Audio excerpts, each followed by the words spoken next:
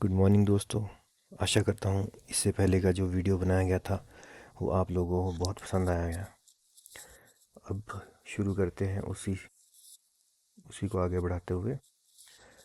जो हमारी अगली एक्टिविटी थी वो थी इसमें diversity in plants and animals around us. Activity 2.1 let us explore and record. तो जो इसमें आपके ऑथर हैं वो आपके स्कूल के प्रैक्टिकल पर्पस के लिए एक एक्सरसाइज आप लोग को अलॉट कर रहे हैं। इसमें आप लोगों ने क्या करना है, इसमें ऑथर कहते हैं plan a natural walk with your teacher to a park or nearby forest. While on the nature walk, observe different plants, insects, birds, and other animals. Also note whether the condition, whether it is hot, cold, windy, and so on. तो जिसमें आपको author है वो आपको क्या कह रहे हैं कि आपने एक नोटबुक पेन पेंसिल अपने साथ ले जानी है और एक नेचर ट्रेल पे जाना है, जंगल की तरफ जाना है, कहीं जहाँ पे आपके पेड़ पौधे ज़्यादा हों उस तरफ को जाना है। वहाँ आपने ऑब्ज़र्व करना है रास्ते में कि आपको कौन कौन से इंसेक्ट्स मिलते हैं, कौन से बर्ड्स मिलते हैं, कौन से एनिमल्स मिलते हैं, किस तरह का टेम्परेचर रहता है, गर्मी है, ठंड है, धूप है, छाँव है, बारिश है। वो सारी चीज़ें आपने एक डायरी में नोट कर देनी है। You can collect different types of fallen leaves और flowers and create a scrap book. तो इसमें जो ऑथर कहते हैं कि आप इसके एक स्क्रैप बुक भी बना सकते हैं। स्क्रैप बुक क्या होता है कि एक नॉर्मल सी बुक रहती है, जैसे आपकी ड्राइंग की बुक रहती है वैसी एक बुक रहती है। उसमें जो सारे पेजेस होते हैं वो एक कलर्ड पेजेस होते हैं। तो उस पे के जो बच्चे हैं वो क्या करते हैं, कलेक्शंस करते हैं, कोई भी आपकी फ़ोटोज़, डिफरेंट टाइप्स की फ़ोटोज़ कलेक्ट करते हैं और उसके ऊपर पेस्ट करते हैं और उसके बारे में डिस्क्रिप्शन वगैरह लिखते हैं। उस चीज़ को स्क्रैप बुक कहा जाता है। तो इसमें ऑथर क्या कह रहे हैं कि आप तो डिफरेंट टाइप्स के आपकी जो पत्तों से पत्तियां झड़ी हुई है उनको उठा के उसमें पेस्ट कर सकते हैं और उनके बारे में डिस्क्रिप्शन लिख सकते हैं। ये किस पेड़ की पत्ती है, कहाँ पे आपको मिली, क्या उस पेड़ की विशेषता है। इस तरह की चीज़ें आप उसमें नोट डाउन कर सकते हैं। नेक्स्ट कहते हैं take care of the plants and animals in nature, ensure that you do not disturb and the plants and animals in the park, do not pluck leaves and flowers. तो थोड़ा सा यहाँ पे जो आपको ऑथर है वो प्रोटोकॉल बता रहे हैं कि जैसे हमें नेचर का सम्मान करना चाहिए। कि जैसे जैसे आप उसमें वाइल्ड लाइफ में जाओगे तो आपको वहाँ के जो चिड़िया है, आपके जानवर है, पक्षी है, उन सबको डिस्टर्ब नहीं करना है।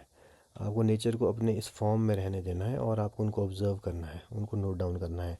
उसी तरह जैसे आपको कोई फूल मिल जाता है, अच्छा फूल मिल जाता है, आप उसको तोड़ देते हो, तो ऐसा नहीं करना है। नेचर को रॉ फॉर्म में रहने देना, बस आपने ऑब्ज़र्व करना है और नोट करना है। Record your observations in table 2.1 and about the features of the stems, leaves, flowers and anything interesting in various plants. तो इसमें जो है आपके ऑथर कह रहे हैं कि आपने उसमें ऑब्ज़र्व क्या करना है। जो भी आपने स्टेम्स कलेक्ट की है, लीव्स कलेक्ट की है, फ्लावर्स कलेक्ट की है, उसमें आप लोगों ने उसको ऑब्ज़र्व करना है क्या वो किस तरह का है। जैसे आप यहाँ पे इसमें फिगर्स में भी देख रहे हो कि एक ग्रास उन्होंने ग्रास का एग्जांपल लिया है, एक तुलसी की पत्तियों का एग्जांपल लिया है और एक ये इन्होंने हिबिस्कस का फ्लावर का उन्होंने वो लिया है। तो इसमें आप देख सकते हैं कि जो घास है वो कितनी पतली सी होती है, उसकी स्टेम बिल्कुल पतली होती है। जो दूसरी पत्तियां हैं इसकी तुलसी की, वो कैसे चौड़ा पत्ता है, डार्क ग्रीन कलर का है और वो थोड़ा सा स्ट्रॉन्ग है। हिबिस्कस में देखो आप, फूल है वो एक लाल कलर का फूल है और बीच से जो है इसके स्टेमन्स और वो आपके इसके स्टिग्मा एंड स्टेमन्स वगैरह जो है बाहर को निकल रहे हैं। तो उसी तरह इन्होंने जो है नीचे एक इसके लिए ऑब्जर्वेशन टेबल बना दिया है। इसमें आपने डिफरेंट वो कॉलम्स बनाए हैं। एक में सीरियल नंबर, एक local name of the plant, third उसका स्टेम, फिर लीव्स, फ्लावर्स और कोई ऑब्जर्वेशन। तो इस टेबल में ये आपका जो ऑथर ने ये टेबल दिया है आप इसको नोटबुक में बना सकते हो। जैसे सबसे पहले आपको क्या मिला, एक घास मिला, उसके लिए इन्होंने लिख दिया कॉमन ग्रास। उसके बाद उसकी स्टेम की विशेषता उन्होंने ढूंढने की कोशिश करी, स्टेम उसकी कैसी है।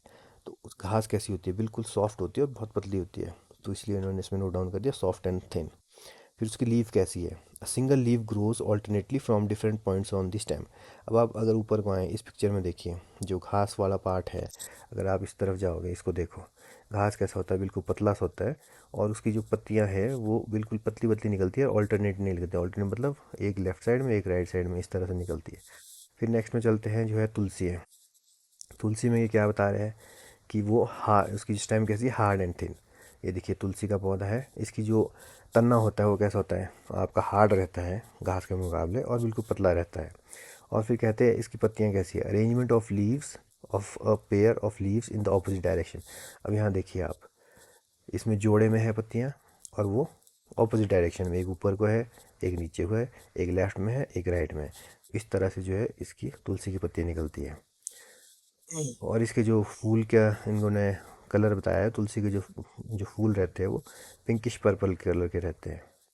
नेक्स्ट आगे इन्होंने हिबिस्कस का दिया है, उसमें भी इन्होंने जो स्टेम के बारे में बताया है, इसका हार्ड तन्ना होता है, ये देख सकते हैं आप, तन्ना हार्ड है, मजबूत है।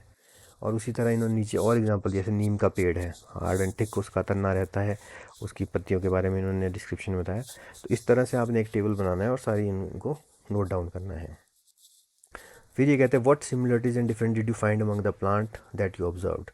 You must have observed that the plants have a variety of features such as tall, short, hard, soft stem, the different shapes of leaves and their arrangement on the stems or branches, flowers varying in color, shape and scent। इसमें वही ये कह रहे हैं कि जो जो आपने चीज़ें नोट डाउन की है उनको आपस में कंपेयर करो, उनकी एक दूसरे से तुलना करो। तो इसमें ये कहते हैं कि आपने ज़रूर ये पाया होगा कि इसमें जो है कोई पौधा छोटा है, कोई बड़ा है, किसी का तन्ना सॉफ्ट है, किसी का हार्ड है, किसी के फूल किसी आकार के हैं, किसी के किसी आकार के हैं, किसी का कोई रंग है, किसी का कोई रंग है। तो ये सब हम ऊपर भी पहले डिस्कस कर चुके हैं इसी टेबल के ऊपर। Now create a list of animals you observe during the walk और from your previous exercise experiences. Record the places where they live, the food they eat, and the way they move around in table 2.2. Some example have been provided for you. इसमें same वही कहते हैं, जिस तरह से आपने उनके लिए फ्लावर्स और प्लांट्स के लिए एक टेबल बनाया, उसी तरह एक जानवरों और इनके लिए भी बना दीजिए, पक्षियों के लिए। तो इसमें इन्होंने बनाया, एक कॉलम में आप लिखोगे name of the animal, second में लिखोगे प्लेस वेयर दे लिव, कि कहाँ वो रहते हैं, फूड दे ईट, क्या चीज़ वो खाते हैं, the way they move around, किस तरह वो अरे परे घूमते हैं, चलते हैं, उड़ते हैं, तैरते हैं, क्या करते हैं, और any other observation and feature की आपको कोई और विशेष उनके बारे में कोई अलग सी जानकारी मिली तो उसको भी आप एक अलग कॉलम में नोट डाउन कर सकते हैं। तो इसमें जो एग्जाम्पल इन्होंने दी है, सबसे पहले देखिए, सबसे पहले दिया इन्होंने क्रो, तो प्लेस वेयर दे लिव, आपका कौवा कहाँ रहता है, पेड़ पे, तो ट्री। फूड दे ईट, क्या खाते हो, कीटाणु कीटाणु सॉरी इंसेक्ट्स को, कीड़े मकोड़ों को, तो इन्होंने इंसेक्ट्स ले लिया। The way they move around, इसमें लिखा है फ्लाई एंड वॉक, तो कौवे में इन्होंने फ्लाई एंड वॉक इसलिए लिखा, आपने कौवे को देखो वो आसमान में तो उड़ता है, लेकिन वो बीच में जब ज़मीन पे उतरता है तो वो थोड़ी थोड़ी छलांगे मार के भी आगे चलता है, तो इसलिए उसको फ्लाई एंड वॉक लिखा है। और इसकी और कोई इन्होंने विशेषता जो स्पेशल इसने लिखा है, carry a twig in its beak, तो ट्विग होती है आपकी छोटी सी एक ब्रांच या छोटी सी एक लकड़ी। तो आपने कई बार देखा होगा कौवा जो है उसको डंडियों को उतार के कहीं आगे पर ले जाता है, जैसे आपका वो कहानी सबसे ज़्यादा मशहूर है कि प्यासा कौवा, जिसमें वो आपका पत्थर चोंच में लेके घड़े में डाल देता है, सेम वैसे ही वो डंडियाँ भी ऊपर उठाता है। नेक्स्ट इन्होंने एग्जाम्पल लिया है एंट, तो एंट आपकी कहाँ रहती है, नेस्ट इन सॉइल एंड बरो, नेस्ट इन सॉइल एंड बरो मतलब ज़मीन के नीचे रहती है और उसमें रहती है, इस गड्ढों में रहती है। तो इन्होंने आगे क्या दिया है, क्या खाते हैं वो, तो पत्तियां भी खाती है, लीव्स, सीड्स एंड इंसेक्ट्स, बीज को भी खाती है और इंसेक्ट्स कीड़े मकोड़ों को भी खाती है। और उनके बारे में विशेष जो ऑब्जर्वेशन इन्होंने क्या नोट की कि चींटियों की जो है 6 टांगे हैं। नेक्स्ट इसमें आ जाइए फिर काऊ, काऊ आपको प्लेस वेयर दे लीव, आपको पता है वो आपके गौशाला वगैरह में रहते हैं, तो वो नोट डाउन कर सकते हो आप। Food they eat grasses and leaves, क्या खाती है, घास खाती है, पत्तियाँ खाती है। तो इस तरह से जो भी आप विशेषताएं इनको नोट डाउन कर सकते हो। नेक्स्ट ये कहते हैं what are the similarities and differences among the animals that you observed and recorded in table 2.2। You would have observed that some animals live on land while some others live on trees. Birds live on trees, fish live in water, and some animals like frog live on land as well as in water. Animals consume a diverse range of foods and exhibit a variety of movements. तो इसमें फिर से वही कह रहे हैं कि जो आपने टेबल बनाया है उसमें इन जो आपने ऑब्जर्व किए हैं पेड़, ये आपके पक्षी जानवर वगैरह, इनको आपस में ऑब्जर्व करिए। उसमें ऑब्जर्व करने के बाद उसमें नोट डाउन करिए क्या इनकी विशेषता है, क्या इनमें डिफरेंसेस है, इस तरह से।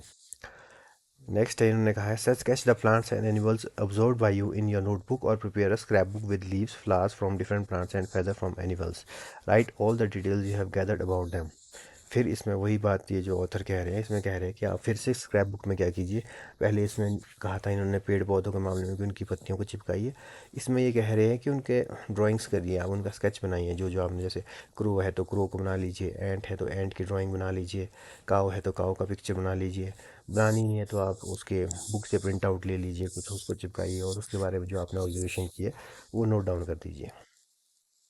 While traveling to and fro from the school, observe your surrounding and look out for a variety of plants and animals and the name of the any plant or animal that you have not listed before in table 2.1 and 2.2.